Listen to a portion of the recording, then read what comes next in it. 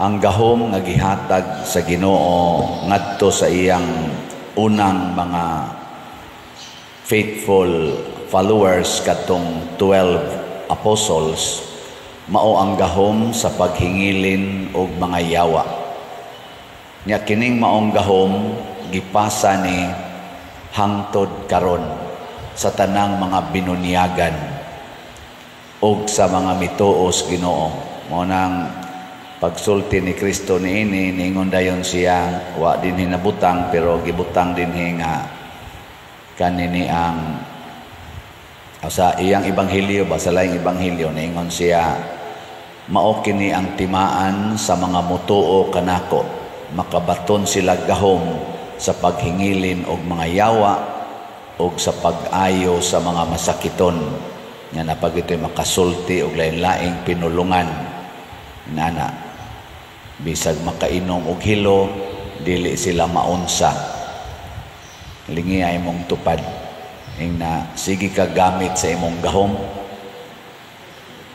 ing na ba nagasige ka gamit ba sige pakatug ra na nato kaila ba mo og kinsa ning yawa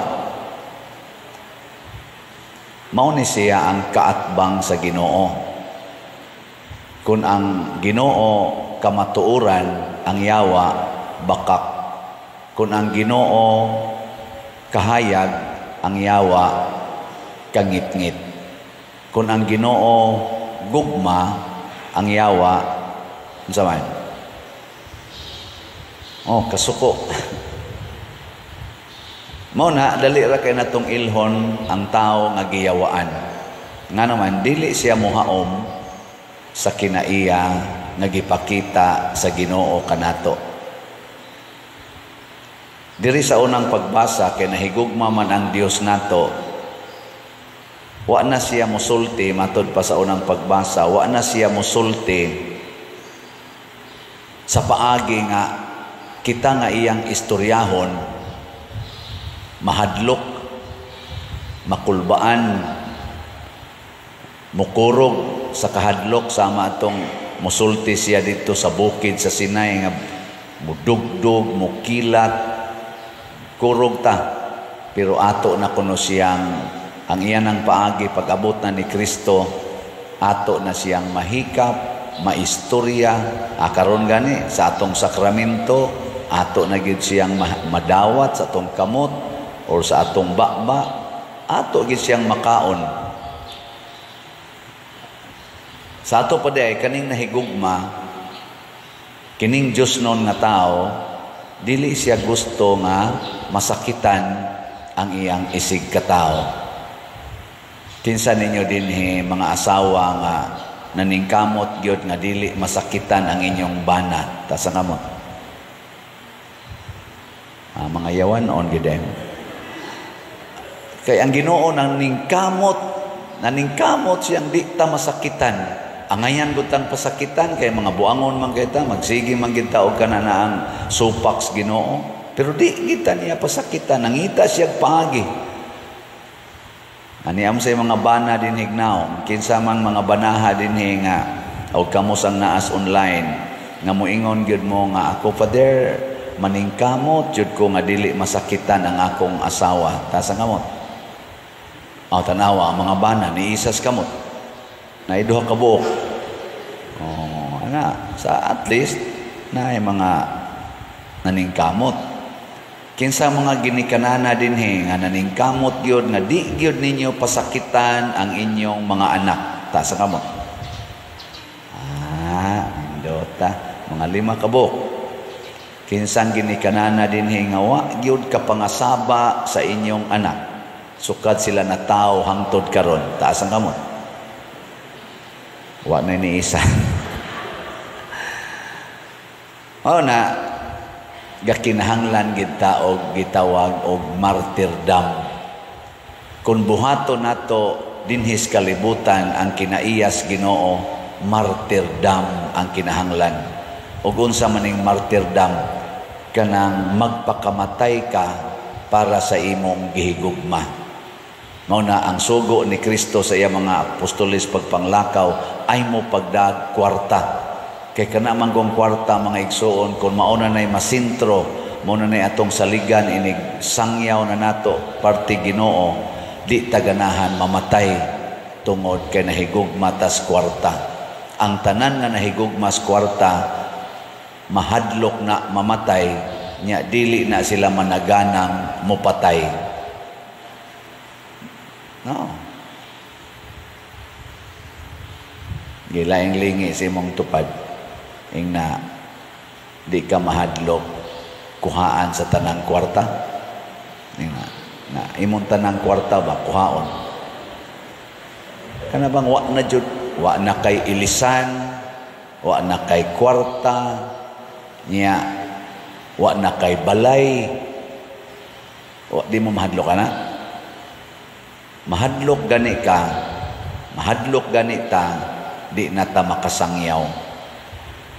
Muna natuman ni sa mga apostoles, daghan silang accomplishments, dunay usa nila nga nagsigig yung ingon ayaw mo pagdag puntil, magdagit siya puntil. Ay noon, murag isugo sa tos Ginoo kay treasurer man siya silang grupo. Kinsa man to? Ang kanunay yung magdag kwarta, si Judas. Sa sige niyang dag kwarta, nakaton siya pangawkaw, pangawat sa kwartang iyang gida. O tungod kay ang iyang master, nagsigi magsulti nga ayaw mo pangawat, ayaw mo pamakak. Unsa may nahitabo ni Judas? Sinitabo niya, mibudhi siya sa iyang master, iyang gibudhian tungod sa kwarta. 30 pieces of silver man ganito, iyang gibudhian ang iyang master o gipatay. Namatay gyud si Kristo tungod sa pagbudhi nining usa nga iyang gisugo nga ayaw mo pagdag kwarta. Nidamag kwarta, budhi. Mo bitaw karon sa atong political arena, ari lang ta maghisgot kay hot issue man na. Kay bao ba mo nga na-impeach na sa Congress ang atong Vice President? Wa tingali usan atong wa kay bao kay sa mainstream, sa mga vloggers o sa tanan nahitabo man eh. Ang dagkong pangutana, ang 32 million nga ning butal sa Vice President, mao ba'y ila karong sentimento nga i-impeach ang ilang gibutaran niadtong eleksyon sa national election sa 2022? Karong 2025, kining 32 million kuno, matud pas pipila ka mga komentaryong akong gibasa, mao ba ang ilang sentimento? O mura sila og kawatan sa Kongreso sa ilang balaanong katungod sa pagtuboy og usa ka opisyal sa gobyerno. Kay ang nag-impeach 215 congressmen, 215 ka congressmen ang nipirma. Siyam ang taga Sugbo, ang congressman nga gikan dinhi sa Cebu. Siyam, murag siyam kabuk unom ba to? Murag siyam. Nipirma sila nga i-impeach ang Vice President. Sa 6 or 3 pilata dinhi nga voter sa Cebu. Wa so okay ba? Tabot ba ta og 3 million? Yan na. 6? Bahala na. Kitang tanan nga mga butante sa Cebu, girepresentahan ba ta aning siyam ka mga Cebuano congressmen nga atong gustong ipa-impeach ang Vice President karong panahon na? Lingay mong tupad. Nga gusto ka, nangandoy na ka nga i-impeach ang Vice President. Kay gitawag man sila House of Representatives. So mo na unang pangutana,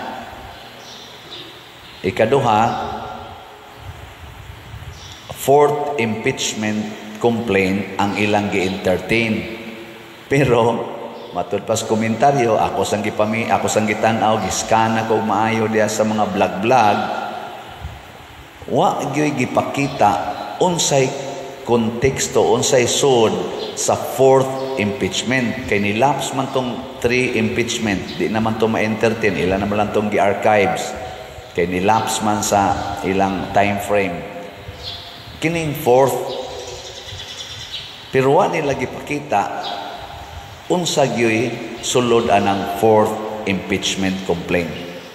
Giditsuan lang nila og butar in one day setting. Ana ra yung adlaw. Pag abot sa impeachment, butar dayon, usa ra ka adlaw. Ana, ang atong eleksyon nagsugod og month of February, nag-eleksyon og May. Muna'y official period sa eleksyon. Sa ato pa magsigit ag discuss, magsigit ag pamalandong, angayan ba kung mubutar ani o dili, angayan ba kung mubutar ani o dili. Unya ni butar dayon ang 32 million sa Vice President. After na malandong for February, March, April, May, 3 ka buwan nga pamalandong. Una pa ta ni butar. Pero pag impeach sa Vice President, it took only one day for the 215 representatives of people to impeach. Is it not an insult to individuals na 32 million, more or less, nga namalandong og 3 months, individually ni butar, ni linya, init kaistanan dito sa voting eleksyon, nilinya gyud dito. Ang uban ato napasaras gutom. Ana. Nya here comes the representatives nga in one day gi-impeach na nila kining gibutaran sa 32 million. Nya wa gani discussion unsa may kaso nga gibasihan sa atong pag-impeach, wa gipakita nato. Natay social media, na sila yung mga monitor dito to the last minute of their discussion, pwede na nato ma-monitor, CCTV, etc. Why gidiscuss? Gililong sa natong mga voters. O ang ikatulo na ako sang nalingawan og paminaw, kaning ako laning naobserbahan sa mga komentaryo, nagubot-gubot na gid ni karon. Kay ang mga loyalista sa una sa Vice President, kansang mga kamot panahos eleksyon giisa sa Vice President, namirma sa impeachment.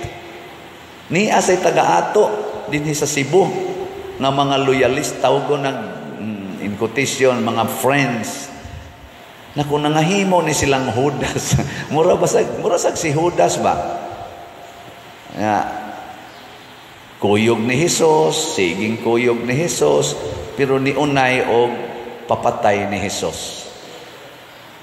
Mauni ang kalibutan nya. Ang katapusan, wala pag-ibakwi ang statement sa atong presidente. Katong naingon siya, di ko gusto sa impeachment. Gani, ni-rally ato ang Iglesia ni Cristo. Di ko gusto anang impeachment. Gausik-usik lanas atong panahon. Unya, wa ginay ika-contribute kanang impeachment sa Vice President. Nothing. Why ika-contribute sa kaayuhan o sa panginahanglan sa atong mga Pilipino nga katawhan? Munang di ko gusto ana, wala pa na gibakwi sa atong presidente kana nga maong statement. Although wala na sad siya additional statement karon, pero wa pa na niya gibakwi in public nga karon ako tong bakwion ang akong gisulti o gusto na kong impeachment. Pero ang unang ni pirma number 1 sa balota ang iyang anak si Sandro Marcos mo'y unang nipirma sa impeachment. In short, wa mutahod si Sandro Marcos sa pulong sa iyang amahan nga presidente. Gisupak niyang iyang amahan. Ingana ba, no? Ang anak, mutahod maginas ginikana, no? Maingon magyog ka, anak, tahura ang imong mamagpapa, sugo nas Ginoo. Pero siya'y unang nipirma. Number 1 siya. Impeachment ni Sarah, nag-declare sa iyang amahan, ayaw ng impeachment kay wa na'y kapuslangan. Ako lang ning gihatagan o pamalandong in context sa atong ebanghelyo, pagpapahawa o giyawa. Kay kining yawa, mga igsoon, mugubot gid ni sa nagkahiusang katawhan. Mao bitaw na kanang na ako'y kaslon, moingon dayon ko pangandam na mo. Kay naghiusa man mo, ni-declare man mong maghiusa, bungkagon gyud mo siyawa. Tagaan gyud mo daghan kayong pagsulay hangtod mabungkag mo kay kontra ginasyawa ang unity. Onya kay si Bongbong Marcos o si Sara pag eleksyon ni-declare man nga unit team ta, unit team. Agibungkag na Rosyawa, hastang ilang ka unit team, nagiyawaan na. Ambot o kinsay giyawaan na, diri ba sa side ni Presidente Marcos or diri ba sa side ni Sara, atong Vice President. Ang ato lang pamalandungan, kinsa Manila ang nagsunod or duol-duol sa batasan ni Kristo. Kinsa Manila ang duol-duol sa kinabuhi sa mga santos, labi na gyud sa mga martyrs. Ang persecutor mao ginay duol sa kinabuhi sa yawa. Ang persecuted duol na ni Kristo. Matod pa ni Kristo, Matthew chapter 5, bulahan kamong gilutos, gidaog-daog o gibutang-butangan sa tanang matang sa kadautan, ug mahitabo ni paglipay kamo. Mao na sila si Pedro Bautista o si ganing Paul Mikig, mga kauban San Lorenzo Ruiz, naglukso-lukso sila sa kalipay sa dihang gideklarar na nga amo na mong putlas liog, bitayo na mo sa cross, patio na mo. Nilingiyay mong tupad ing na asa man ka nga side karon, sa yawa o ni Hesus. Ing na kono. Nya, mopadayon ko gamay. Nalipay ko ani nga nitunga ning impeachment dito sa House of Representatives nga na final nila. Kay karong si manaha ko no, mo close na sila sa ilang session, balik sila June. Ang Senate ni close na sad. Di sa to pa ang ilang katapusang gibuhat mao ang pagdesisyon nga i-impeach sa House of Representatives. Ang ilang katapusang gibuhat i-impeach ang Vice President. Nya mag-eleksyon ta karong Mayo, musugod na ta sa formal campaign sa election process karong February, karong buwana, karong February 11 man siguro. Ala sige, kay kabahin man kita sa katilingban, mamalandong ta. Kinsa may atong pilion, di na ta mo pili sa kadtong naduol ngadto siyawa. Arita mo pili sa naduol sa Ginoo aron masulbad ning atong kagubot. Hunong nataan ang pamakak, hunong nataan ang paghigugmas kwarta. Matod pa nila, mubaha ang kwarta panahon sa eleksyon. Kanang nipabaha o kwarta, isalikway tana kay ang higugmas kwarta, ang paghigugmas kwarta, tuburan gina tanang yawa, mahimutang mabudhion. Ug kana sang nanghatag og kwarta para sa eleksyon, mga mabudhio na sa atong nasod. Ngano man kay kanang kwarta nga ilang gigamit pagpanghatag nato, kinurakot sa na nila sa atong buhis nga gihatag ngadto sa gobyerno. Giunay ratag luto sa atong mantika. Kita nga ni buhis, kitay giilan-ilan nga taga-tagaan tag kwarta, ato ra sa nang buhis. Naingon ako, ikaw pader, sige kag hisgot ana, mura ra ba kag ni buhis? Tax exempted ra ba mo, mga pare? Nako, tinuod gyud na. Wa mi tagaig kuhaig buhis. Pero ang tanan namong gipalit dinhi sa parokya o sa among mga personal nga mga gamit, pulos gyud na gikuhaag buhis. Nagbuhis lang gyapon mi. Di ba? Ang atong simbahan gabuhis gihapon. Kining tanang gigamit nato dinhi nga sa atong operations, tanan gikas kinagamyan ngadto sa kinadakan, pulos na gikuhaan og buhis. Di man na mangutana dito sa grocery, kining bugas, kining mantika, kining niyang inyong gipalit para ni simbahan. Di siya, para simbahan. Sige, wa lang ni tax ha. Di oy, automatic na. So kitang tanan nagbuhis. Nya kuhaon na sa mga kurap o ipanghatag nato panahos eleksyon, ilad-ilaron ta nga gikan nila mga hudas sa katilingban. Hunong na taana. Pilion nato ang naa duol sa Ginoo, isalikway nato ang duol sa yawa. Ato ng katungod nga mga magtutuo, pakamatya na nato ang atong katungod.